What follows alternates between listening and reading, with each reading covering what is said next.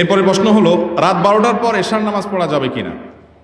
রাত 12টার পরে এশার নামাজ পড়া যাবে কিনা? উত্তর হলো, এশার নামাজ কত সময় পর্যন্ত পড়া যাবে, কত সময় পড়া যাবে না, এটার সাথে টার কোনো সম্পর্ক নাই। অর্থাৎ ঘন্টা মিনিটের সম্পর্ক প্রত্যক্ষভাবে নাই। ঘন্টা মিনিটের সাথে আপনি পরে যুক্ত করে হিসাব বের করতে পারেন, কিন্তু মূলত হিসাবটা ভিন্ন জায়গায়। সেটা কোথায়? এশার নামাজ রাতের 1/3 সময়ে এর মধ্যে পড়া হলো উত্তম এবং সুন্নাহ। 1/3 মানে 3 ভাগের 1 ভাগ।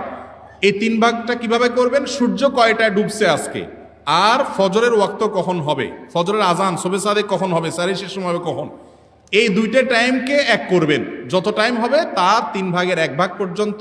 সেটা কখনো রাত 9টা হতে পারে, কখনো 9:30 হতে পারে, কারণ সূর্য তো সবসময় একরকম ডুবে না। কখনো 5টায় ডুবে, কখনো 6টা ডুবে, কখনো 5:30টায় ডুবে। তো যেই সিজনে যখন হয়, আপনি রাতের 1/3 1/3 মধ্যে এশা পড়বেন, সেটা হলো সুন্নাত।